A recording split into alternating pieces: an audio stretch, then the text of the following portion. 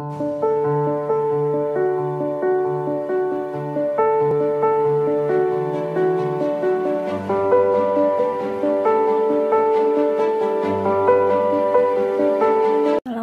warahmatullahi wabarakatuh. Berikut saya perkenalkan diri, nama saya Nurfi Azhari Mumtahani, jurusan Pendidikan IPS. Hari ini Senin tanggal 23 November 2020, saya akan melaksanakan uji kinerja yaitu praktik pembelajaran.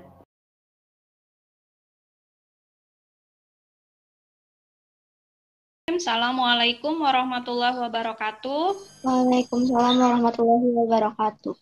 Terima kasih untuk kehadiran kalian, terutama yang sudah tepat waktu ya.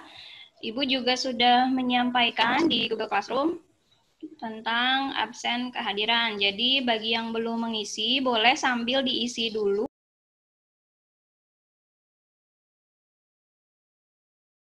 Kemudian kita akan mulai dengan berdoa terlebih dahulu. Jadi mari kita buka pertemuan pada hari ini dengan mengucapkan basmalah bersama-sama. Bismillahirrahmanirrahim. Alwi boleh dinyalakan? Fatia Haki Ali Attila. Ya Bu, sebentar. Oke. Hari ini kita akan membahas materi tentang perubahan interaksi antar ruang akibat faktor alam. Pertemuan sebelumnya tentang bentuk-bentuk kerjasama antar negara, terutama antar negara ASEAN. Masih ingat bentuk-bentuk kerjasamanya dalam bidang apa? Ekonomi, apalagi? Pendidikan. Pendidikan, iya betul. Sosial. Fatia, sosial. Syauki, apalagi? Politik. Politik. Budaya, pertahanan keamanan bisa ya. Jadi itu bagian dari bentuk-bentuk kerjasama. Lalu apa sih hubungannya dengan materi yang akan kita bahas hari ini? Materi yang kita bahas hari ini berkaitan dengan bagaimana perubahan faktor alam bisa mempengaruhi interaksi antar negara, terutama antar negara ASEAN ya, atau di wilayah Asia Tenggara. Tujuan pembelajaran hari ini yang pertama, kalian akan bisa menyebutkan 3 pengaruh perubahan ruang dan interaksi antar ruang akibat faktor alam, menjelaskan ketiga pengaruhnya, kemudian mengidentifikasi 3 pengaruhnya, bisa menelaah pengaruh-pengaruh tersebut terhadap keruangan, kemudian menuliskan kembali perubahan ruang dan interaksi antar ruang akibat faktor alam, dan menyampaikan gagasannya tentang pengaruh perubahan ruang dan interaksi antar ruang akibat faktor alam. Nah, jadi yang pertama ini kita akan menguraikan materi dulu sedikit ya. Kemudian ya kalian akan berdiskusi melalui Google Classroom.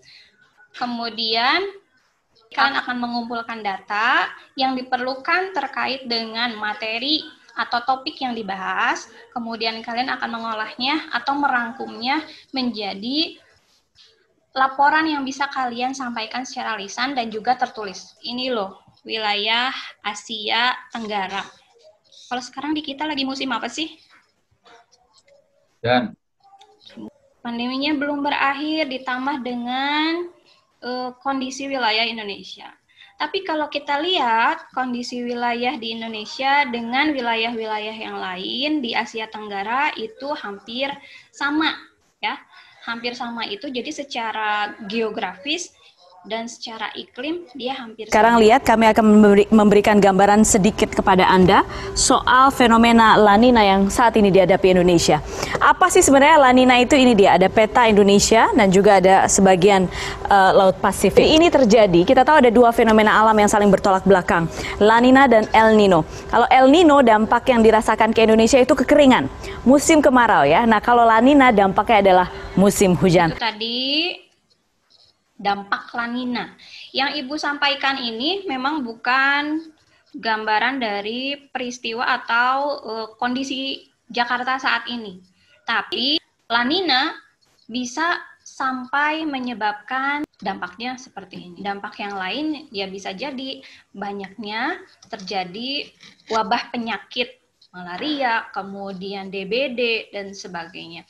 Jadi itu juga kita harus waspada dengan kondisi sekarang supaya kalian yang mau ujian, tetap sehat ya. Jadi jangan sampai kalian sakit. Kalau ini dampak dari apa sih? Ada yang tahu? Gempa. Ya. Gempa dampaknya dari apa? Bisa terjadi dari apa, Azka? Lempeng bumi. Pergeseran lempeng bumi, ya betul. Jadi ada pergeseran lempeng bumi.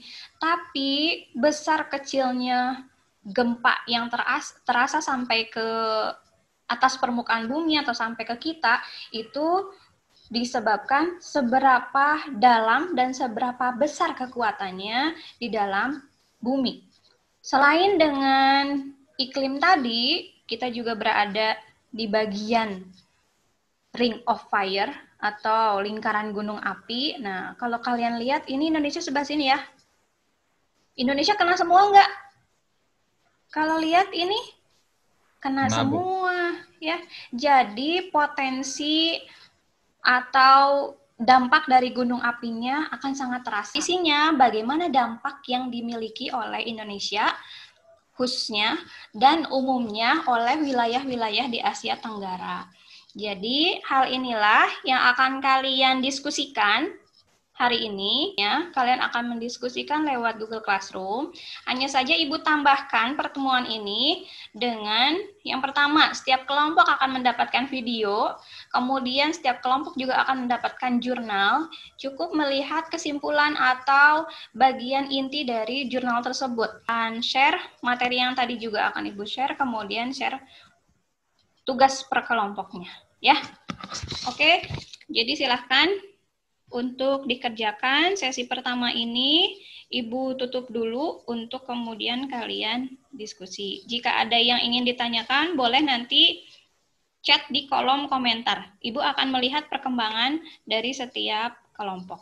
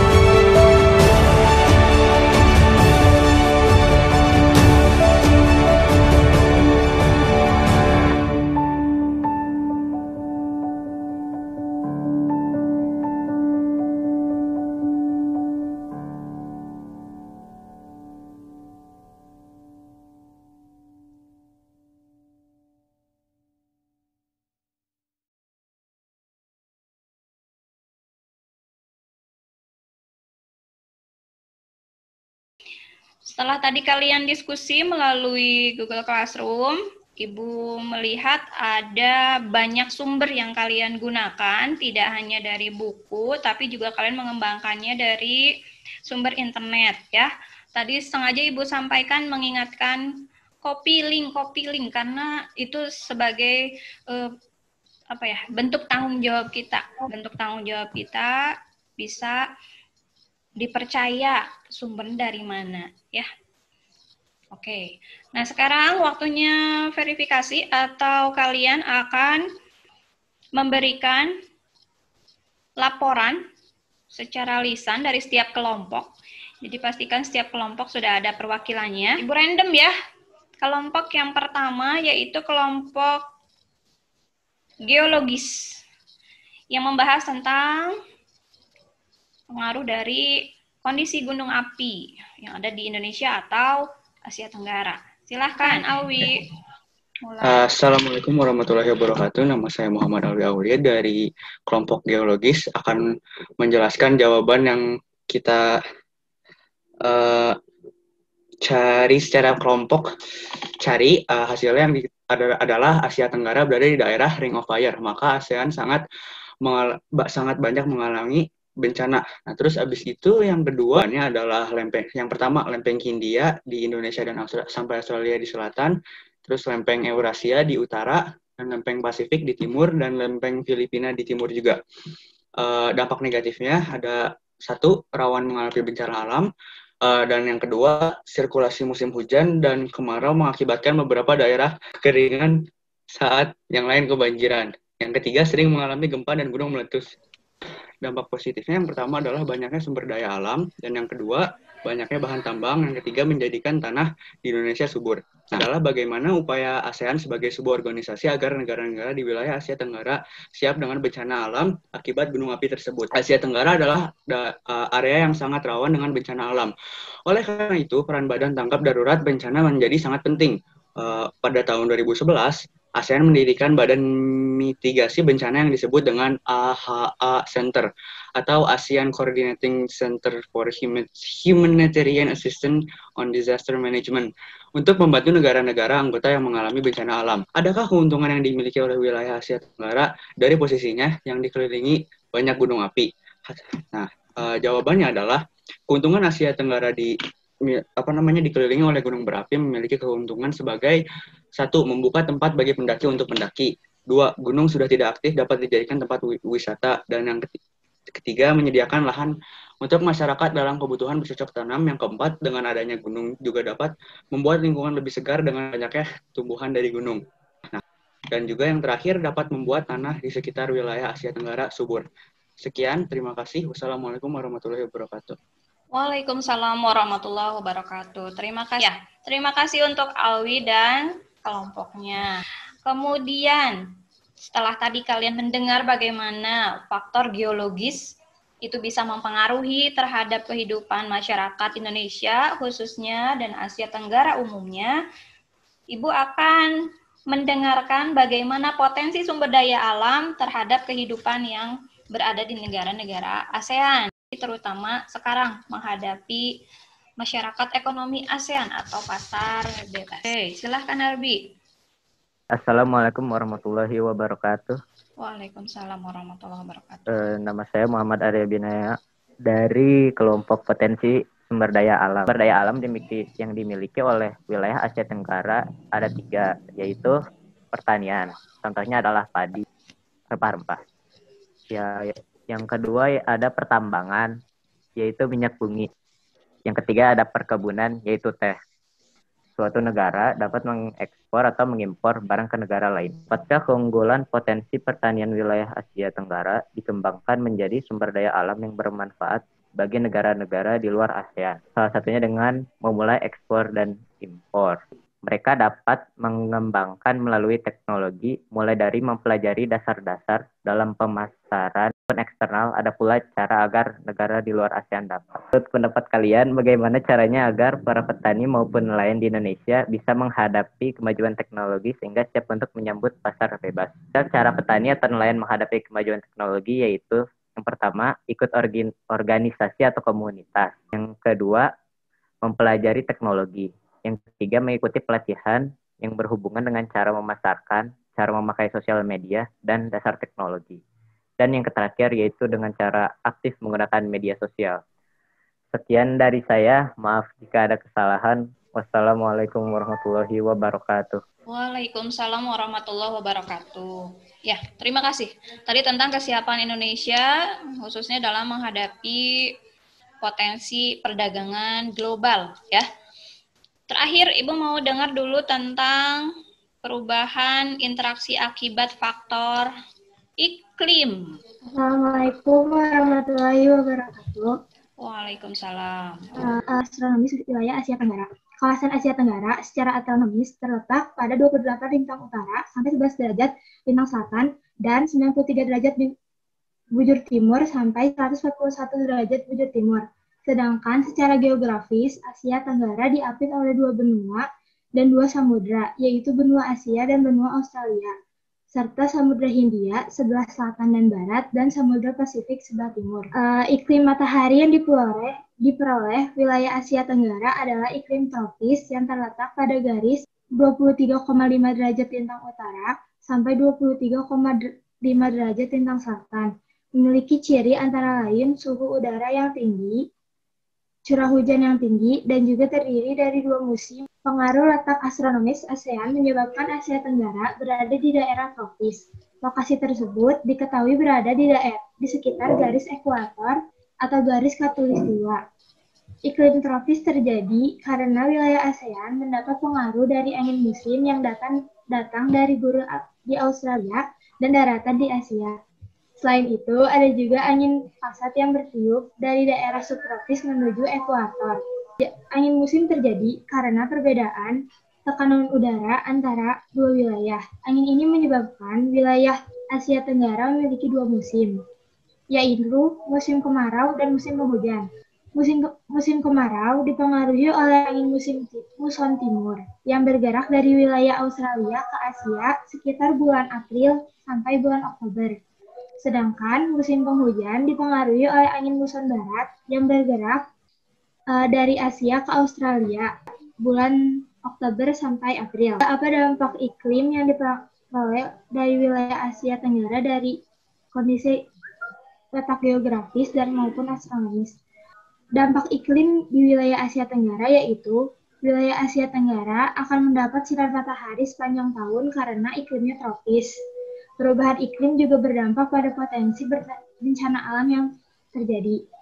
Ada beberapa dampak atau pengaruh yang ditimbulkan, misalnya iklim tropis Indonesia. Pasalnya wilayah Indonesia dilalui oleh garis khatulistiwa. Dengan berada di garis tersebut, Indonesia memiliki suhu udara, curah hujan, kelembapan yang rata-rata tinggi, serta terjadi hujan zenital. Kemudian, iklim tropis menyebabkan adanya keanekaragaman floral dan fauna di beberapa wilayah. Adanya perbedaan waktu yang dibagi menjadi 3 daerah, yaitu waktu Indonesia bagian barat, waktu Indonesia bagian timur, dan waktu Indonesia bagian tengah.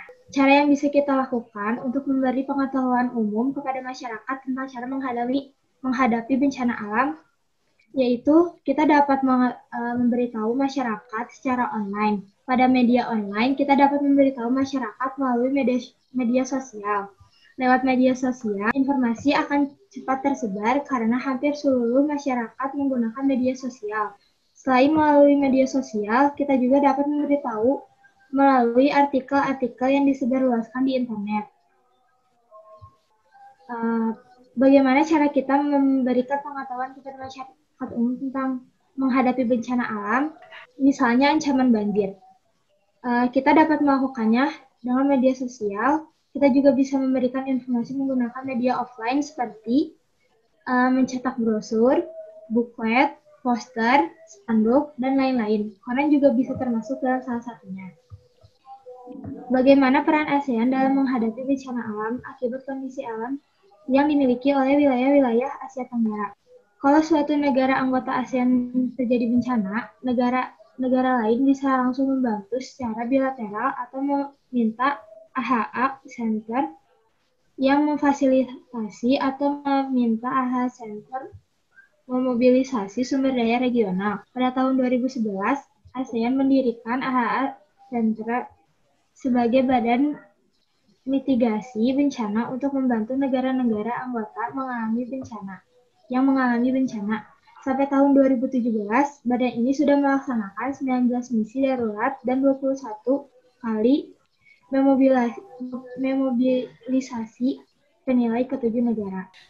Ibu apresiasi sekali hasil diskusinya. Kalian bisa memaksimalkan sumber-sumber yang ada, tidak hanya dari buku teks, kemudian jurnal yang Ibu kasih hanya sebagai awal saja, kemudian videonya ya, kalian bisa mencari lebih banyak lagi dari itu, dan itu terlihat dari hasil diskusi kalian.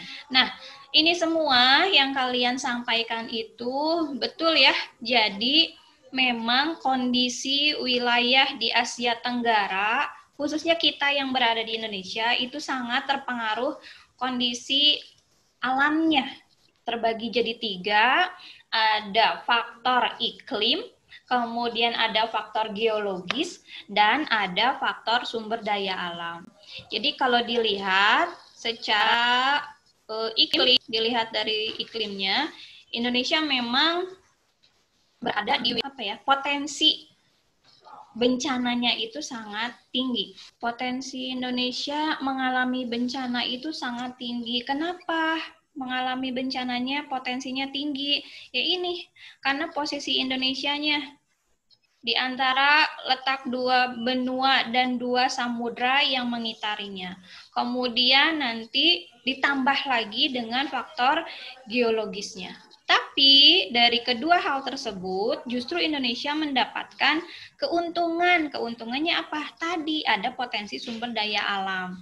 Kalau kita bisa memaksimalkannya dengan baik, tentunya hal ini akan sangat menguntungkan. Dengan tadi adanya ekspor impor, kemudian kita seharusnya tidak lagi kekurangan pangan, ya. Bahkan kita surplus, bisa memberikan atau menyediakan stok untuk wilayah negara yang lain. Kita di mana-mana bencana merugikan. Tapi kalau misalkan kitanya sudah siap dengan bencana apapun itu, ya, itu akan siap menghadapinya.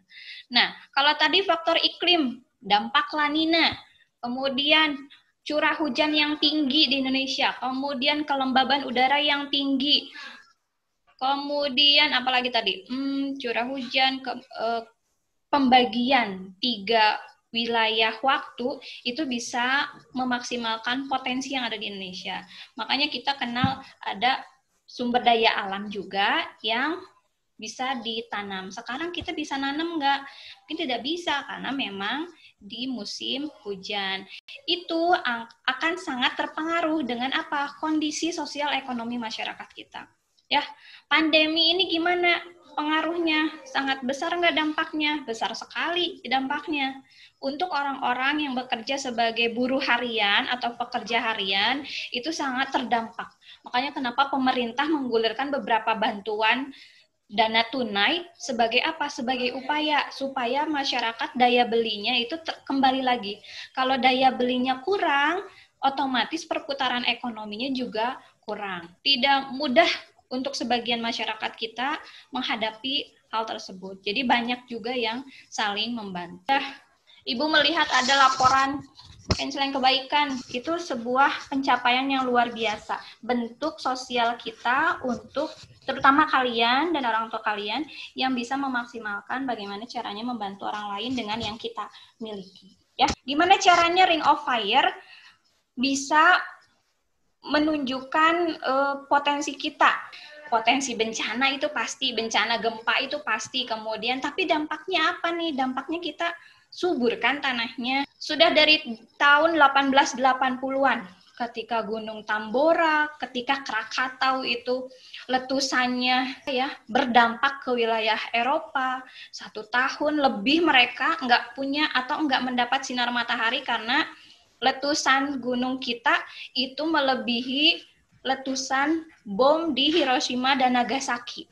Bisa tidak kita punya persiapan khusus? Bisa ya, kayak sekarang kan Merapi, nih berita Merapi ada lagi.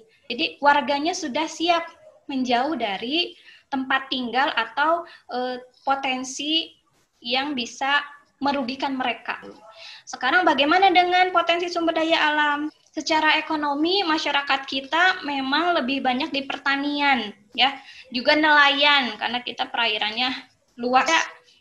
Bagaimana memunculkan ekonomi digital masyarakat? Masyarakat harus mulai diperkenalkan caranya. Sekarang mulai banyak e-commerce yang memunculkan, mau dari manapun juga bisa. Ada yang menyebutkan kita boleh tinggal di desa, tapi rezeki kita kota dan usaha kita mendunia. Nah, itu yang seharusnya bisa dimaksimalkan oleh kita. Dan masyarakat tentunya harus dibantu oleh kita semua, ya.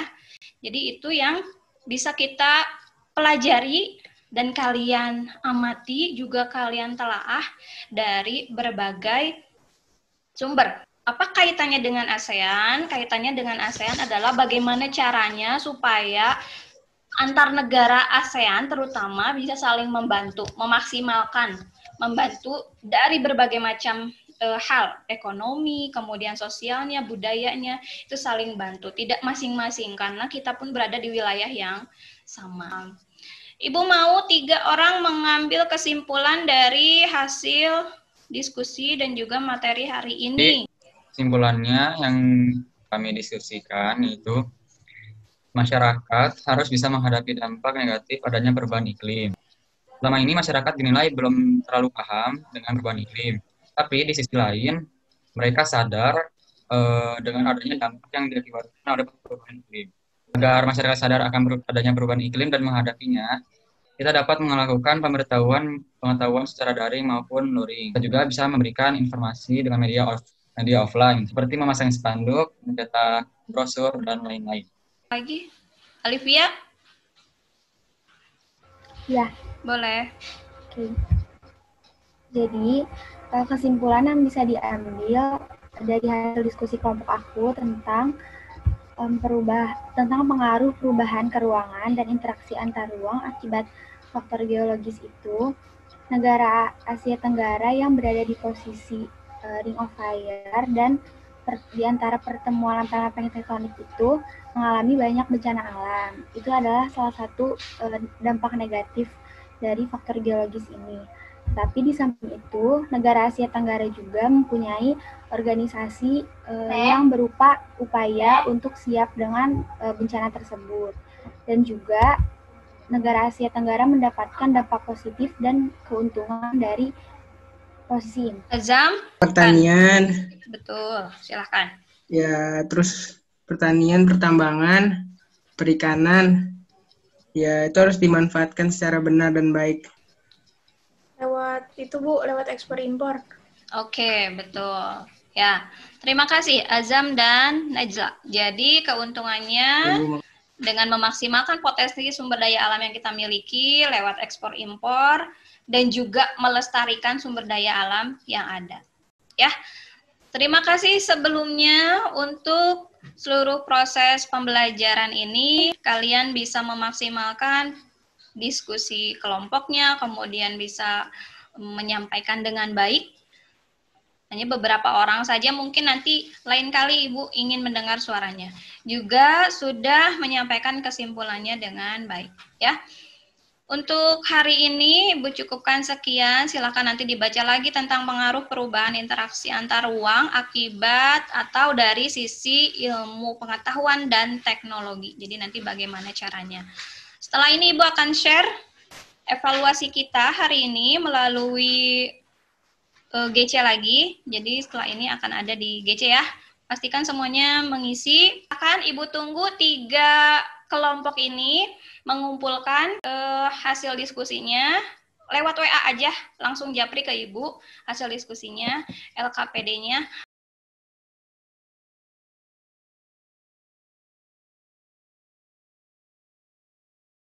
Oke, nanti silahkan diisi juga Google Form-nya. Semoga semuanya diberkahi dan kalian ujiannya dilancarkan.